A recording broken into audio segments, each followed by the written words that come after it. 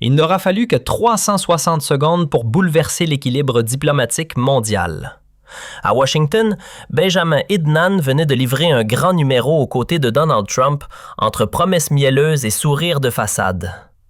L'homme parlait paix, culte. Il n'aura fallu que 360 secondes pour bouleverser l'équilibre diplomatique mondial. À Washington, Benjamin Idnan venait de livrer un grand numéro aux côtés de Donald Trump entre promesses mielleuses et sourires de façade. L'homme parlait paix, culture, avenir. Les mots doux, le spectacle rodé. Mais pendant ce temps, dans un bureau feutré de l'Élysée, un regard froid fixait l'écran. Celui de Sébastien Lecornu, 39 ans, qui ne voyait pas une scène émouvante, mais une alerte rouge. Un détail, un simple mot lâché par Nédaille, suffisait à faire basculer tout le décor. Ce mot, il l'avait reconnu parce que 3 jours plus tôt, une enveloppe scellée, marquée « Confidentiel Défense », était tombée sur son bureau. Envoyée par les services secrets français, elle contenait un rapport explosif. Mossad, Washington, tout y était. Selon ces informations croisées, Nédaille comptait applaudir publiquement le plan de paix de Trump, tout en dissimulant des échappatoires bien rodés pour reprendre les hostilités à sa guise. Un chef-d'œuvre de duplicité diplomatique.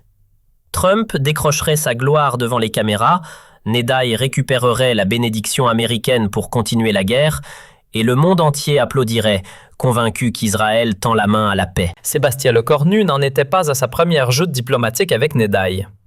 Il l'avait côtoyé lors de dîners glacés sous les lustres de Tel Aviv et de discussions serrées dans les salons feutrés de Paris. Il connaissait l'homme, ou plutôt le stratège. Un maître dans l'art de la duplicité, capable de prêcher la paix en public tout en brandissant l'épée dans l'ombre. Mais cette fois, l'ancien ministre de la Défense voyait le jeu changer de dimension. Nédaille ne se contentait plus de manipuler ses ministres. Il jouait désormais au marionnettiste avec Donald Trump. Ici, le président américain mordait à l'hameçon. Ce ne serait pas seulement un revers diplomatique, ce serait une onde de choc pour toute l'Alliance atlantique. Pas une seconde à perdre. Lecornu décrocha son téléphone et appela Jean-Noël Barrot, chef de la diplomatie française. Pendant 3 heures, dans une pièce close, les 2 hommes décryptèrent chaque mot du plan de paix récemment fuité. Sur le papier, une utopie. Guerre terminée, otages libérés, Gaza reconstruite, Hamas désarmé, gouvernance neutre assurée. Un miracle diplomatique, à première vue. Mais derrière les belles formules se cachaient des pièges. Israël devait se retirer vers la ligne convenue. Fort bien. Mais laquelle? Par qui? Mystère. Le Hamas devait déposer les armes. Parfait. Mais contrôlé par qui? Quand? Silence total. Tout était flou. Flou comme il faut, flou comme aime Nédaille.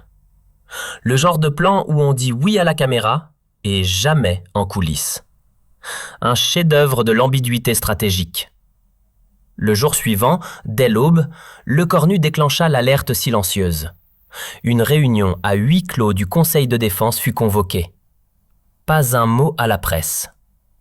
Autour de la table, Macron, impassible, les généraux les plus gradés de France et le patron des services secrets. Quand Lecornu termina son exposé tendu comme un fil de rasoir, un silence de plomb s'installa.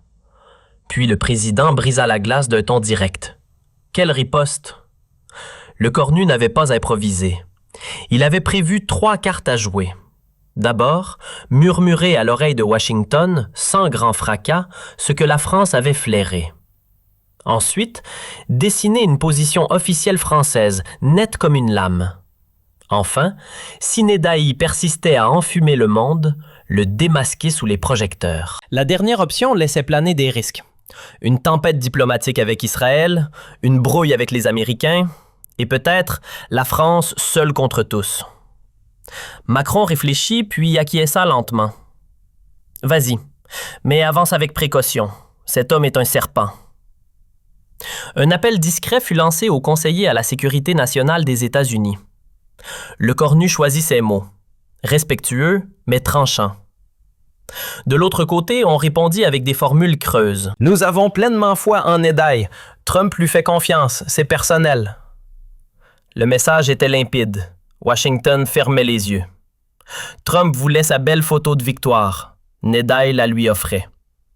S'il restait sourd en coulisses, il faudrait leur parler devant les caméras. Le jour J arriva. Le Cornu avait briefé ses équipes pour préparer un discours capable de briser le silence collectif. Pas un discours, non. Une gifle oratoire. Le 29 septembre 2025, les projecteurs s'allumaient à Washington. Nedaï descendait les marches de la Maison-Blanche sous les acclamations du monde entier. Trump, tout sourire, lui lançait « Bibi, mon frère, on écrit l'histoire aujourd'hui ». À Paris, il était 20h30. Matignon s'était transformé en salle de contrôle.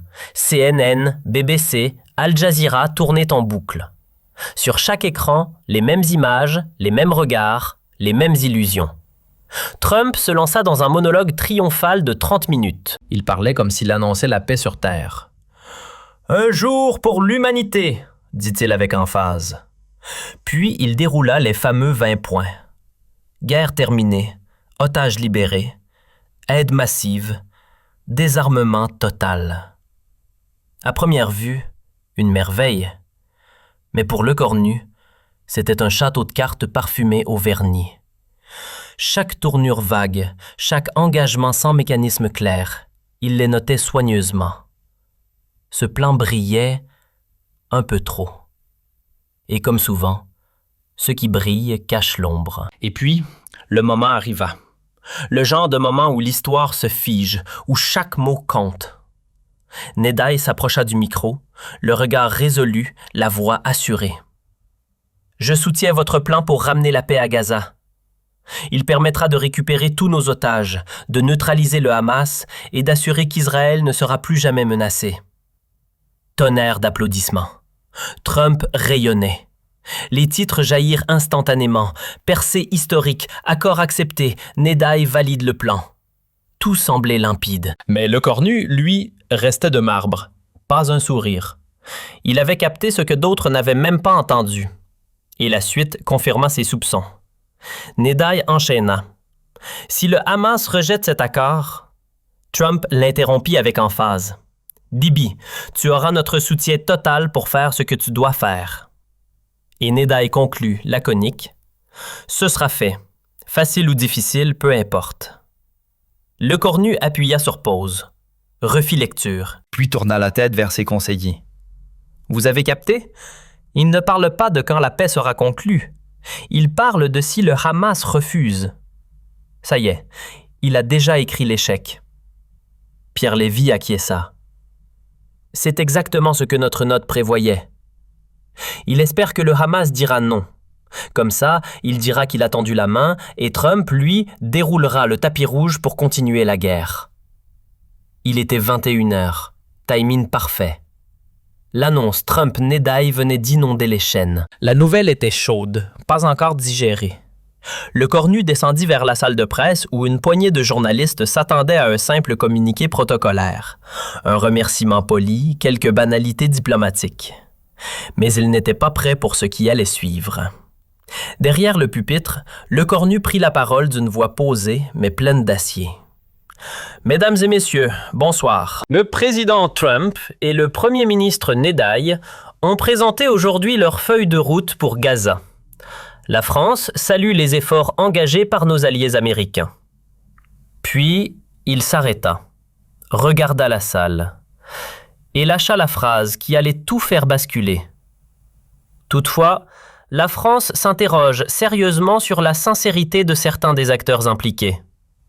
Basculement immédiat. Les journalistes se redressent, les stylos s'arrêtent de gratter. Le Cornu venait de casser les codes. Il enchaîne. « J'ai lu ce plan avec attention. Il contient bien sûr des éléments encourageants, mais il est aussi truffé d'imprécisions. Des zones grises, assez grandes pour camoufler une guerre entière derrière des mots creux. Rien n'empêche, en l'état, un acteur mal intentionné de faire semblant de vouloir la paix tout en continuant à préparer la guerre. » Puis Le Cornu attrapa une feuille. Cette fois, fini les formules générales. Il allait entrer dans le dur. Il releva les yeux, regarda droit dans l'objectif et égrena les failles une par une. Le document parle d'un retrait israélien jusqu'à une ligne convenue. Mais c'est quoi cette ligne? Qui l'a dessinée? Mystère. Aucun détail. Le Hamas, soi-disant, devra rendre les armes. Très bien, mais contrôlé par qui? Et de quelle manière? Silence. Et ce fameux Conseil de paix présidé par Trump? Quelle compétence? Quel mandat? Quelle légitimité? Là encore, aucune réponse. Et puis, il lâcha la question qui allait enflammer les éditoriaux du monde entier.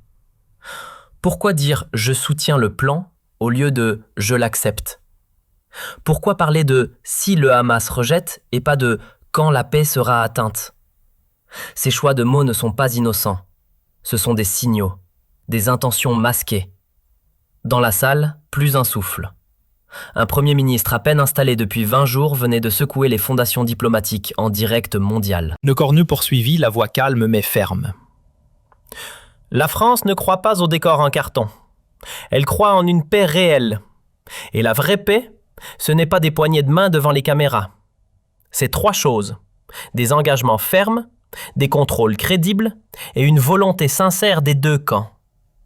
Dans ce plan, le premier est flou, le second inexistant et le troisième très incertain. Un journaliste de Reuters leva la main. « Êtes-vous en train d'accuser Israël d'agir de mauvaise foi ?» Le Cornu ne broncha pas. « Je ne pointe personne du doigt. Je pose les questions que tout le monde devrait avoir le courage de poser. Pourquoi devrions-nous signer un accord rempli d'ombres et d'échappatoires? Si un dirigeant veut sincèrement la paix, pourquoi semer tant de portes de sortie? » Il marqua une pause. Monsieur Netanyahou peut lever tous les doutes en 1 minute. Qu'il accepte un mécanisme de contrôle indépendant. Qu'il laisse l'ONU superviser l'application. Qu'il accepte un calendrier précis avec des conséquences en cas de manquement. Et s'il le fait, je viendrai m'excuser publiquement, sans détour. Il s'arrêta, ne termina pas la phrase, mais tout le monde en connaissait la fin. Un autre journaliste l'interpella. « Vous ne craignez pas d'isoler la France, de heurter Washington et Tel Aviv ?» Le Cornu esquissa un sourire, fatigué, sincère. Presque triste. Vous voulez savoir ce qui isole vraiment une nation? Ce n'est pas de dire ce que personne ne veut entendre. C'est de se taire quand tout le monde sait, mais que personne n'ose parler. Le Cornu marqua une pause. La salle était suspendue à ces mots. Trop souvent, la France s'est cachée derrière le silence. Au Rwanda, en Bosnie. Trop de fois, elle a regardé ailleurs. Alors, quitte à être marginalisée, autant l'être pour avoir dit la vérité, pas pour avoir applaudi le mensonge. Puis il se tourna vers les caméras, comme s'il parlait à toute l'Europe. J'ai un dernier message pour mes homologues du continent. On connaît tous ce scénario par cœur. Un accord signé, des poignées de main devant les flashs, des sourires de façade. Et puis, quelques semaines plus tard, les bombes reprennent. Et les mêmes visages feignent la stupeur. Ce cycle, on l'a trop joué. Il est temps de changer le script. Il termina avec cette phrase, tranchante comme un scalpel. Oui, je pose les questions qui dérangent. Oui, je casse la logique du consensus paresseux. Parce que la paix mérite mieux que des applaudissements programmés. Un journaliste israélien leva la main. Sa question tomba comme une pique. Monsieur Netanyahou a des décennies d'expérience. Vous, cela fait 20 jours que vous êtes en poste. N'est-ce pas un peu arrogant de contester son jugement? Le Cornu ne sourcilla pas. Il répondit calmement, mais chaque mot portait. L'expérience, c'est utile. Mais il y a des gens qui ont 30 ans de guerre derrière eux et pas un seul jour d'expérience en paix. Il laissa passer un silence, puis continua. Netanyahou est un maître de la survie politique, ça, personne ne le nie. Mais survivre, ce n'est pas diriger. Et diriger, ce n'est pas entretenir un conflit éternel. Quant à moi, oui, je suis nouveau, jeune. Mais peut-être que c'est exactement ce qu'il fallait. Quelqu'un qui n'a pas été anesthésié par 30 ans de cynisme. Il quitta la salle sans un mot de plus. Dans les coulisses, son équipe l'attendait. Les téléphones vibraient sans arrêt. Reuters, AFT, tous voulaient une réaction. Et déjà, Tel Aviv publiait un communiqué officiel. Les propos du premier ministre français sont profondément décevants. Le cornu haussa simplement les épaules. Il savait que ça allait arriver. Son téléphone vibra. Numéro masqué, indicatif des États-Unis. Il savait déjà. Il décrocha. La voix de Trump explosa dans l'écouteur, mi-outré, mi-blessé. « Sébastien, qu'est-ce que t'as foutu? » Le cornu ne perdit pas une seconde. Calme, posé. « J'ai simplement dit ce que la France pense être juste. »« Tu appelles ça agir en allié? » gronda Trump. « Les alliés se disent la vérité quand elle est inconfortable. »« Pas quand il est trop tard, » répliqua le cornu. « On vient de balancer un plan historique à la planète entière et toi tu viens tout gâcher devant les caméras 1 heure après. Ce que j'ai fait, c'est vous éviter de tomber dans un piège avec le sourire, répondit-il, le ton plus ferme. Un blanc s'installa. Puis la voix de Trump, plus grave, plus lente. Tu penses que Nétin me manipule? Avec tout le respect que je vous dois, oui.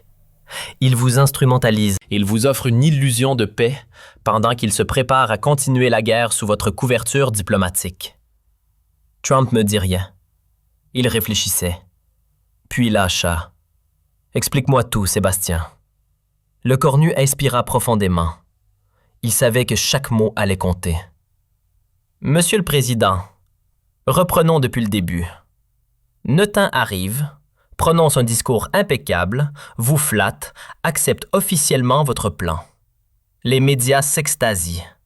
Vous avez votre moment de gloire. Tout semble parfait. Mais écoutez bien les mots qu'il a utilisés. Il ne dit pas « j'accepte », il dit « je soutiens ». Ce n'est pas un engagement, c'est une opinion. Ensuite, il balance « si le Hamas rejette l'accord ». Pourquoi si? Pourquoi pas quand nous atteindrons la paix? Parce qu'il anticipe l'échec. Il espère même cet échec. Et le pire, vous lui avez donné devant toutes les caméras du monde un feu vert total. Vous lui avez dit « tu as notre soutien quoi qu'il arrive ». C'est un chèque en blanc. Il n'a plus qu'à saboter les négociations. Dès que le Hamas dira non, ce qu'il provoquera lui-même, il vous regardera bien droit dans les yeux et vous dira « j'ai essayé, vous étiez là, maintenant je dois continuer. Vous avez promis de me suivre ». Trump resta silencieux quelques secondes. Puis sa voix plus basse. « Tu crois vraiment qu'il irait jusque-là? » Le cornu répondit sans hésiter. « Je ne crois pas. Je le sais. Nos services ont intercepté des messages depuis son bureau. Il dit à ses proches que le Hamas n'acceptera jamais. Et si par miracle ils acceptent, il a déjà prévu de les accuser de tricherie. » Trump resta silencieux. Un silence long, pesant. Puis il lâcha presque à voix basse. « Si tu dis vrai, alors je vais passer pour un imbécile. » Le cornu ne détourna pas les yeux. « Non, Monsieur le Président. Si vous avez raison d'écouter maintenant, vous apparaîtrez comme un chef d'État qui sait éviter les pièges. Mais si vous laissez passer l'alerte et que tout se déroule comme je l'ai prédit, alors oui, l'histoire ne vous fera pas de cadeau. » Trump releva lentement la tête. Cette fois, il ne donnait pas d'ordre. Il demandait. « Alors dis-moi, tu ferais quoi à ma place? » C'était une rupture. Pour la première fois, il écoutait. Le cornu saisit l'occasion. Il faut verrouiller ce plan, ajouter des garanties solides, indépendantes, demander à Netanyahu d'accepter une supervision internationale, des observateurs neutres, exiger que l'ONU ait son mot à dire, et surtout, préciser clairement que votre soutien dépend du respect effectif du plan. Il fit une pause, puis conclut posément. Si vous faites ça, vous serez le président qui aura vraiment ouvert la voie à la paix. Si vous ne le faites pas, vous risquez d'être celui qui aura été utilisé. Le choix est entre vos mains. Trump poussa un profond soupir. On l'entendait presque poser le téléphone sur la table. Tu marches sur une ligne très fine, Sébastien. Ce mec, Netanyahu, il n'est pas du genre à oublier. Il a des réseaux partout, des amis puissants, très puissants. Le cornu ne recula pas. Je sais, mais j'ai une chose qu'il n'a pas, la vérité. Et à la fin, même face à tous ses alliés, la vérité finit toujours par remonter. Trump réfléchit. Puis, plus sec, « T'as intérêt à savoir ce que tu fais. Parce que si tu te plantes, les gens te verront comme un petit prétentieux. Le cornu répliqua sans hésiter. Et si j'ai raison? Trump s'adoucit légèrement. Alors tu seras un héros. Mais tu te feras un ennemi à vie. Et crois-moi, Netino ne connaît pas la notion de pardon. Le cornu se permit un sourire triste. Je peux gérer ça. Ce que je ne peux pas supporter, c'est de me taire pendant que des innocents crèvent en silence. Trump raccrocha, sans un mot de plus. Il était 2h30 du matin quand les premiers frissons d'infos commencèrent à filtrer. CNN parlait d'une réunion de crise convoquée à la hâte par Trump. À 4h15, la nouvelle tomba, inattendue comme un éclair dans un ciel figé. La Maison-Blanche diffusait un communiqué. Sobre, mais explosif. Trump y affirmait que toutes les parties, y compris Israël, devaient se conformer strictement aux termes du plan. Et surtout, l'aide américaine serait désormais liée à une mise en œuvre réelle, observable, incontestable. Ce n'était pas exactement ce que le cornu avait recommandé, mais c'était un virage, une preuve que ses paroles avaient trouvé une oreille attentive. À Tel Aviv, à 5h15, Netinahu lisait ses lignes, les mâchoires serrées. Il n'avait pas dormi. Il avait compris. Ce jeune Français venait de faire trembler ses fondations. Il avait osé. Et pire, il avait semé le doute dans l'esprit même de Donald Trump. À 10h01, Netinahu convoquait la presse mondiale. Le visage fermé, il dénonçait. Je découvre que le premier ministre français a préféré jeter l'ombre sur notre sincérité en pleine tentative de paix. La France se prétend alliée, mais choisit l'heure la plus critique pour insinuer le soupçon. Un journaliste français leva la main sans détour. Monsieur, il ne vous a pas remis en cause. Il a pointé des zones floues du plan. Pouvez-vous y répondre concrètement? Regard dur, ton sec. Je ne prends pas de leçon de paix d'un homme à peine nommé. 30 ans de tempête m'ont forgé. Quant à ces idées de mécanisme de vérification, qu'ils sachent que nous avons déjà essayé. L'ONU était là. Ils ont regardé les tunnels se creuser. Ils n'ont rien empêché. Un autre journaliste osa. Accepteriez-vous un contrôle véritablement indépendant? Netino hocha la tête catégorique. La seule vraie garantie de sécurité pour Israël, c'est Israël. Nous ne mettrons jamais notre survie entre les mains de bureaucrates hostiles. C'était exactement le scénario anticipé par le cornu. Et les journalistes s'en rendaient compte. Les réseaux sociaux s'embrasèrent. Les experts citaient l'absurde contradiction. Il dit vouloir la paix, mais refuse toute mesure pouvant la garantir. À Paris, le cornu suivait la scène en direct. Seul. Il murmura. Il creuse sa propre tombe. Puis, après une pause, « Mais regardez bien, il ne dit jamais un nom franc. Il joue la nuance. On a déjà tenté, ça n'a pas marché. Il veut passer pour le raisonnable. » Et le piège se referma. Dans les 48 heures suivantes, les négociateurs du Qatar et de l'Égypte rencontrèrent le Hamas à Doha. Le monde retenait sa respiration. Le cornu, lui, n'espérait plus. Il savait. Le 1er octobre, à 16h, le coup près tomba. Le Hamas rejetait le plan. Leurs arguments étaient ceux que le cornu avait anticipés mot pour mot. Aucune fin claire de l'occupation, pas de reconnaissance d'un État palestinien et aucune garantie empêchant Israël de reprendre les frappes. À 18h, dans un Matignon silencieux, le cornu prit la parole. Pas de triomphe, aucune colère, juste une immense fatigue. Le Hamas vient de rejeter le plan. J'aurais préféré avoir tort. J'aurais aimé être trop méfiant, trop dur. Mais chaque mot de leur communiqué répond à une question que j'ai posée il y a 2 jours. Et aucune n'a reçu de réponse. Les questions que j'ai soulevées sont restées en suspens. Et maintenant, voilà que le Hamas rejette le plan, précisément pour les raisons que j'avais mises en lumière. Certains s'empresseront de dire « ils ne veulent tout simplement pas la paix ». Peut-être, mais si on voulait vraiment les priver de cette excuse, alors il aurait fallu leur présenter un plan irréprochable, tellement clair, tellement équilibré, qu'aucun acteur de bonne foi ne pourrait s'y opposer sans se démasquer. Au lieu de ça, on leur a tendu une proposition bancale, facile à refuser. Et maintenant, que va-t-il se passer? Netino s'apprête à sortir son refrain. J'ai tendu la main, ils l'ont repoussée. Il ne me reste plus qu'à continuer la guerre. Et Trump, prisonnier de ses propres mots, se verra obligé d'honorer sa promesse de soutien total. Exactement le scénario que j'avais anticipé il y a 2 jours. Ligne par ligne. Mais la France ne reculera pas. Nous continuerons de défendre une paix authentique, pas une illusion de paix. Nous allons proposer notre propre cadre, solide, vérifiable, international. Et surtout, nous continuerons de dire tout haut ce que d'autres préfèrent chuchoter.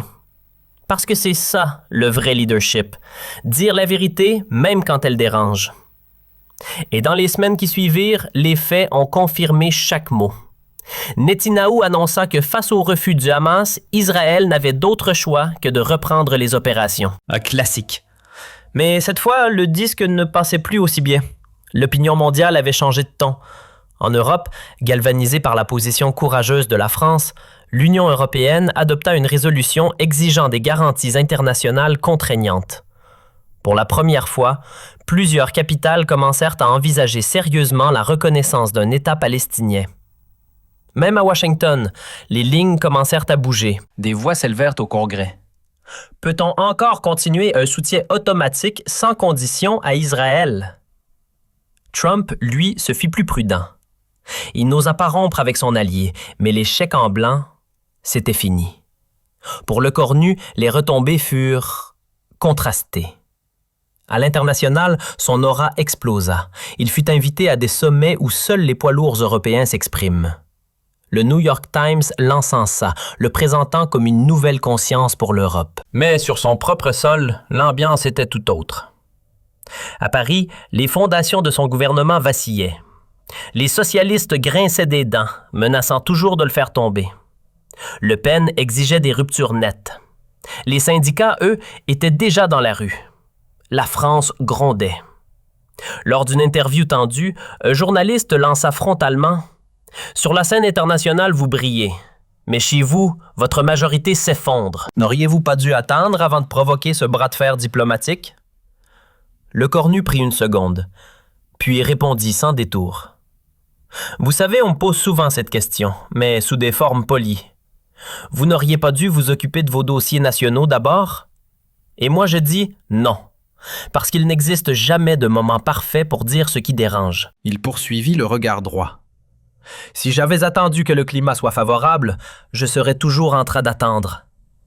Gouverner, ce n'est pas calculer le timing, c'est agir quand c'est nécessaire, pas quand c'est confortable. Un court silence. Puis il conclut avec une honnêteté désarmante. Oui, peut-être que cette décision me coûtera mon poste. Peut-être que dans 2 semaines, je ne serai plus à Matignon. Mais si je tombe, au moins j'aurai la certitude d'avoir dit ce qui devait l'être. Et ça, personne ne pourra me l'enlever. L'interview fit l'effet d'un éclair dans un ciel saturé de méfiance. En quelques jours, elle fut visionnée des millions de fois. Et un phénomène inattendu se produisit. Les courbes de popularité de Le Cornu, qui plongeaient, remontèrent lentement. Même ceux qui désapprouvaient ses choix politiques se surprenaient à le regarder autrement. C'est qu'il voyait?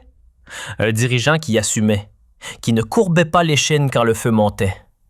Quelqu'un qui parlait sans filtre, sans calcul, sans se planquer. Et puis, le 3 janvier 2026, 4 mois après la fameuse conférence de presse, le choc. Une annonce venue du désert. L'Arabie saoudite déclara publiquement qu'elle soutenait la proposition française de garanties internationales et qu'elle était prête à y contribuer financièrement. Un séisme diplomatique. Le royaume wahhabite, pivot du Golfe, choisissait de se ranger du côté de la France, pas de Washington, du côté de celui qui avait osé défier l'ordre établi. Le téléphone de Le Cornu vibra, une voix protocolaire. Son Altesse royale souhaite vous accueillir à Riyad, une rencontre pour envisager une initiative conjointe. Quand seriez-vous disponible? L'agenda du Premier ministre était chargé à craquer, mais il n'hésita pas. Dites-lui que j'arrive dans 3 jours. Le 6 janvier, l'avion présidentiel se posa en Arabie. L'accueil fut grandiose. Cérémonie officielle, tapis rouge, caméras alignées. Le lendemain, Le Cornu et Mohammed Ben Salman s'assirent face à face. La réunion devait durer 1 heure. Elle s'étira. Ce ne fut pas qu'un échange diplomatique. C'était une rencontre entre 2 hommes fatigués de répéter l'histoire. 2 réformateurs. 2 figures critiquées, mais animées par une envie partagée. Briser les cycles. « Vous avez fait ce que personne n'avait osé dire à haute voix, » lança M. B. « Vous avez articulé ce que nous pensions tout bas. Maintenant, il vous reste une chose à faire. Bâtir une vraie alternative. » Le fruit de ces efforts prit un nom. L'initiative Riyad-Paris. Une force internationale de 10 000 soldats destinés à sécuriser Gaza. Un calendrier précis en 5 étapes. Des garanties solides pour la sécurité d'Israël. 50 milliards de dollars sur 10 ans pour reconstruire la région. Et surtout, un mécanisme de contrôle totalement transparent, avec des rapports mensuels accessibles à tous. Tout ce que le plan Trump-Netanyahou n'avait jamais été. Clair, contraignant, vérifiable. Le 15 janvier, Le Cornu présenta l'initiative à Bruxelles. Les réactions furent partagées. Mais un phénomène inattendu se produisit. La société civile européenne se leva en masse. Des manifestations éclatèrent dans 12 capitales. Une pétition atteignit 2,3 millions de signatures. Le hashtag Riyad Paris Force devint viral en quelques heures. 5 jours plus tard, le 20 janvier, Le Cornu fit un geste audacieux. Il s'enregistra dans une vidéo de 10 minutes expliquant le projet avec des mots simples et la publia directement sur YouTube. « Mes chers concitoyens, » commença-t-il, « il y a 4 mois, j'ai dit que le plan Trump n'était pas à la hauteur. On m'a critiqué. Beaucoup. Mais j'avais raison. Aujourd'hui, avec l'Arabie saoudite, nous avons mis au point quelque chose de nouveau. Pas un plan vague, mais un cadre concret, avec des garanties réelles. Je ne peux pas promettre que ça réussira, mais nous devons essayer. Et j'ai besoin que vous fassiez pression sur vos gouvernements, parce que la paix, elle naît de la volonté des peuples. » La vidéo explosa. 15 millions de vues. Pour la première fois, un plan de paix captiva réellement l'imagination du public. Le 1er février approchait. Ce jour-là, le Conseil de sécurité de l'ONU devait trancher. Tout se jouait maintenant. La veille, le téléphone de Le Cornu sonna 3 fois. 3 appels. 3 moments décisifs. Le premier venait de Washington. « Sébastien, je ne peux pas soutenir ton initiative ouvertement. Si je le fais, tout le monde dira que mon plan était bancal. » Le Cornu ne tenta même pas de convaincre Trump d'applaudir. « Vous n'avez pas besoin de la soutenir. Ne la bloquez pas, c'est tout. Laissez les autres nations décider. » Un silence pesant s'installa. « Si je fais ça, je vais me faire démolir politiquement, » murmura Trump. « Peut-être, » répondit Le Cornu. « Mais l'histoire ne se souviendra pas des sondages. Elle se souviendra de savoir si vous avez ouvert une porte vers la paix ou si vous l'avez refermée par peur de Netanyahou. » Encore un silence. Puis Trump lâcha, presque amusé. « Tu sais quoi, petit? T'as du cran. D'accord. Je n'utiliserai pas mon veto. Les États-Unis s'abstiendront. » C'était déjà une victoire. Le 2e appel arriva quelques minutes plus tard. Numéro israélien. Première discussion directe entre les 2 hommes. « Monsieur le Premier ministre, vous comprenez ce que vous êtes en train de faire. Vous tentez d'imposer un plan à Israël sans notre accord. » Le Cornu resta calme. « Avec tout le respect que je vous dois, je n'impose rien. Je mets une proposition sur la table. Vous êtes libre de dire non. » Il marqua une pause. « Mais si vous refusez, le monde entier saura que ce n'est pas la paix qui est rejetée. C'est une paix vérifiable que vous refusez. » « Vous me coincez dans une impasse. »« Non, » répondit Le Cornu sans hausser la voix. « Je vous oblige simplement à regarder la réalité en face. Choisir entre une paix authentique ou une guerre sans fin. Ce choix est pénible, mais il est incontournable. » Netanyahou changea alors de registre. Plus doux, plus calculateur. « Soyons réalistes, Sébastien. Qu'attendez-vous de tout ça? Davantage de poids pour la France? Des marchés d'armement? Donnez-moi un chiffre. » Le Cornu sentit la colère lui brûler la poitrine, mais il resta maître de lui. « Monsieur le Premier ministre, Je ne négocie pas mes principes. Je ne cherche ni contrat ni avantage. Je veux une seule chose, que cette guerre s'arrête. Si vous pensez que c'est une illusion, alors notre conversation s'arrête ici. La voix de Netanyahou se durcit. Vous êtes en train de commettre une erreur qui pourrait enterrer votre carrière. Ma carrière pèse peu face aux milliers de vies en jeu, répondit le cornu.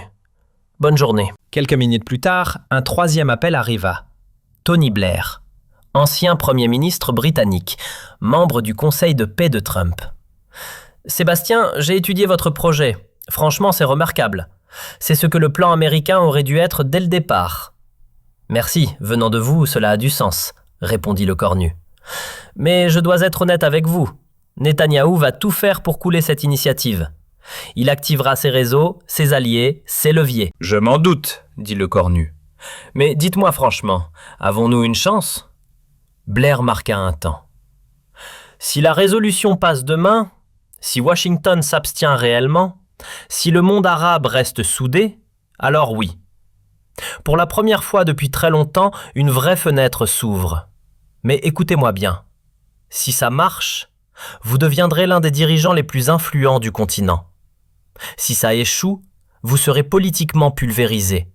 Et Netanyahou y veillera. Êtes-vous prêt à ça? Le cornu resta silencieux. Il repensa aux 4 derniers mois, à ce soir de septembre, à son appel avec Trump, à toutes ces occasions où il aurait pu se taire. « Monsieur Blair, dit-il enfin, j'ai 39 ans. Si tout s'arrête demain, j'aurai déjà eu plus de vie politique que beaucoup. Mais si je choisis le silence aujourd'hui par peur, je ne pourrai plus jamais me regarder en face. Alors oui, je suis prêt. » Le 2 février 2026, à 10h à New York, la séance du Conseil de sécurité s'ouvrit. La résolution Riyad-Paris fut lue. Puis l'ambassadeur français prit la parole pour un discours de 15 minutes, vibrant, déterminé. L'histoire était en marche. Le premier à prendre la parole fut l'ambassadeur saoudien. Il parla longuement d'une paix qui ne soit plus un spectacle, mais une réalité concrète. Une paix qui se construit, pas qui se joue devant des caméras. Puis vint le tour des États-Unis. Et là, surprise générale. L'ambassadeur américain annonça que Washington ne ferait pas usage de son veto. Des murmures parcoururent immédiatement la salle. L'ambassadeur israélien tenta alors une ultime manœuvre, un plaidoyer de dernière minute. Mais l'énergie n'y était plus. Le vent avait tourné. Le président de séance lança l'appel des votes. Russie, pour. France, pour. Royaume-Uni, pour. Gabon, pour. Équateur, pour. Malte, pour. Japon, pour. Mozambique, pour. Suisse, pour. Algérie, pour. Slovénie, pour. Corée du Sud, pour. Guyana, pour. États-Unis, abstention, aucun vote contre. La résolution était adoptée. À Matignon, devant les écrans, personne ne parla. Un silence presque irréel. Puis d'un coup, la pièce explosa. Cris, larmes, embrassades. Le cornu resta assis, figé. 4 mois plus tôt, il avait simplement posé des questions gênantes. Aujourd'hui, il venait de faire adopter une résolution de l'ONU capable de modifier le cours de l'histoire. « Tu l'as fait !» cria Mathilde en le serrant dans ses bras. Pierre, lui, pleurait ouvertement. Mais le cornu ne jubilait pas. « Ce n'est pas terminé, murmura-t-il. Le plus facile vient de se passer. Le plus dur commence maintenant. Faire en sorte que ça marche. » Les jours suivants furent un ouragan. Netanyahou monta à la tribune dans une conférence rageuse, accusant l'ONU de trahison et la France de masquer un antisémitisme honteux. Des organisations pro-israéliennes lancèrent des campagnes contre le cornu. Des messages de haine affluèrent. Des menaces de mort aussi. Sa sécurité fut renforcée. Sa famille placée sous protection. Mais en parallèle, un autre phénomène inattendu se produisait. En France, le soutien populaire explosa. En une semaine, son taux d'approbation passa de 34% à 61%. Des rassemblements de soutien eurent lieu dans plusieurs capitales européennes. Le cornu devint, malgré lui, un symbole de courage politique. Et au Moyen-Orient, quelque chose d'impensable se produisit. À Gaza, des manifestations pour la paix éclatèrent. Dans les rues détruites, des pancartes en français apparurent. « Merci France, merci le Cornu ». Le 10 février, une délégation composée de familles palestiniennes et israéliennes victimes du conflit arriva à Paris. Le Cornu les reçut en privé. Une mère palestinienne, ayant perdu ses 3 enfants, lui prit les mains. « Merci d'avoir essayé ». Un père israélien, dont le fils avait été tué, déclara « Je ne partage pas toutes vos positions, mais je respecte profondément votre courage. » Et à cet instant, toute la politique paraissait dérisoire. La rencontre dura près de 3 heures. Quand les portes se rouvrirent, le Cornu avait le regard rougi, épuisé, vidé. Mais quelque chose avait bougé. Le 20 février, contre toute attente, Netanyahou lâcha une phrase qui fit l'effet d'un micro-séisme. Lors d'une interview, il déclara « Je considère que l'initiative française comporte de sérieux défauts. Mais peut-être que certains points peuvent être discutés. Peut-être que des ajustements sont possibles. » Ce n'était pas un oui. Mais ce n'était plus un non. Pour la première fois, son mur se fissurait. Dans les jours qui suivirent, des canaux discrets s'ouvrirent. D'un côté, la France, l'Arabie saoudite, l'Égypte. De l'autre, Israël et les États-Unis. Le Hamas participait indirectement via le Qatar. Rien n'était simple. Chaque phrase déclenchait un débat. Chaque paragraphe devenait un champ de bataille diplomatique. Mais un fait demeurait, on parlait. Et parler valait mieux que bombarder. Le 15 mars 2026, exactement 6 mois après la conférence qui avait tout déclenché, un accord de principe fut signé. Il n'était pas parfait. Des zones d'ombre subsistaient, des désaccords aussi. Mais c'était un commencement, un vrai. Le Cornu fut convié à la cérémonie officielle. Il déclina. « Ce n'est pas mon accord, c'est celui de tous ceux qui ont travaillé dans l'ombre pour rendre la paix possible. Je ne prendrai pas leur lumière. » Il suivit la cérémonie depuis Matignon. Quand les stylos touchèrent le papier, Mathilde se tourna vers lui. « Tu ressens quoi ?» Le Cornu resta silencieux, longtemps. « Du soulagement, finit-il par dire. Pas de fierté, pas d'euphorie, juste la sensation fragile que peut-être moins de personnes allaient mourir. » Cette nuit-là, seul chez lui, il relut une lettre, celle de Fatima, une femme de Gaza qui avait perdu toute sa famille. Il se demanda si elle était encore en vie, si elle saurait un jour ce qui venait de se passer. Il ne le saurait probablement jamais, mais il savait autre chose. Il avait agi selon sa conscience. Il avait choisi la vérité quand le mensonge était plus confortable. Il avait tenu bon quand abandonner aurait été plus simple. Il avait mis sa carrière en jeu quand se taire aurait été plus sûr. Et parfois, c'est tout ce qu'un dirigeant peut offrir au monde. 3 mois plus tard, en juin 2026, Sébastien Lecornu monta sur une scène internationale. Il recevait une distinction pour leadership moral et courage diplomatique. Il resta humble, parce que pour lui, le véritable prix, ce n'était pas une médaille, c'était l'espoir. Dans son allocution, Lecornu lâcha une phrase qui résumait tout. « On me demande souvent d'où m'est venue l'audace de m'opposer à Netanyahou, de remettre en cause Trump, de mettre ma carrière sur la table pour une idée. Et ma réponse surprend toujours. Je n'ai pas été courageux. J'ai simplement refusé d'être lâche. Parce que le courage, ce n'est pas vivre sans peur. Le courage, c'est avancer même quand la peur hurle. Si ce soir-là, le 20 septembre, j'avais détourné le regard, si j'avais laissé passer cette comédie diplomatique, j'aurais peut-être conservé ma place. Mais j'aurais perdu quelque chose de bien plus précieux. Le respect de moi-même. Il y a quelques mois, j'ai affirmé que Netanyahou avait réussi à manipuler Trump, mais pas moi. Non pas parce que je serais plus brillant, simplement parce que je ne voulais pas être trompé. Je refusais de choisir le mensonge rassurant plutôt que la vérité inconfortable. Et si une seule chose doit rester de tout cela, j'espère que ce sera celle-ci. Ne laissez jamais les puissants décider des questions qu'on a le droit de poser. Exigez des faits, exigez des preuves et surtout, demandez des comptes à ceux qui gouvernent. La démocratie ne s'effondre pas d'un seul coup. Elle s'éteint à petit feu chaque fois que nous acceptons un mensonge par facilité, chaque fois que nous nous taisons par crainte. Je suis premier ministre depuis 9 mois. Dans quelques semaines, je pourrais très bien ne plus l'être. La politique française est imprévisible. Un léger sourire traversa la salle. Mais peu importe la durée de mon passage ici. Ce qui compte, c'est d'avoir, ne serait-ce qu'un instant, changé quelque chose. D'avoir dit la vérité. D'avoir tenu tête à plus fort que moi. D'avoir défendu ce que je croyais juste. Et si, quelque part, un jeune ou une jeune femme regarde cette histoire et se dit « Moi aussi je peux avoir ce courage », alors tout cela aura valu la peine. Parce qu'au final, on ne sera pas jugé sur le temps passé au pouvoir. Au bout du compte, on ne nous évaluera pas sur les titres que nous avons portés, mais sur l'usage que nous avons fait du pouvoir. Et le jour où je quitterai cette vie, j'espère pouvoir me dire « J'ai agi selon ma conscience, quoi qu'il m'en ait coûté. » La salle se leva comme un seul homme. Ovation, tonnerre d'applaudissements. Mais le cornu, lui, ne savourait pas.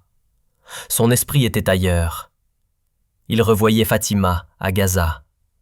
Il revoyait les familles rencontrées. Il revoyait les visages de ceux qui avaient payé le prix pendant que d'autres transformaient la diplomatie en spectacle. Et, dans ce silence intérieur, il se fit une promesse. Tant qu'il parlerait, tant qu'il serait écouté, tant qu'il aurait la moindre parcelle d'influence, il dirait la vérité. Parce qu'au fond, Netanyahou avait peut-être réussi à berner Trump, mais il n'avait pas réussi à le berner, lui. Pas parce qu'il serait plus brillant, mais parce qu'il avait refusé de détourner les yeux. Il avait choisi la vérité rugueuse plutôt que le mensonge confortable. Et dans un univers saturé de faux-semblants, de promesses creuses et de mise en scène diplomatique, ce choix simple était devenu un acte révolutionnaire. Sans fanfare, sans garantie, mais réel. Un frémissement, un commencement, fragile, instable, menacé, mais existant. Et parfois, c'est tout ce que l'humanité peut espérer. Car il arrive que l'histoire bascule non pas à cause d'une armée, mais à cause d'une phrase. Ce soir du 29 septembre 2025, lorsqu'un jeune premier ministre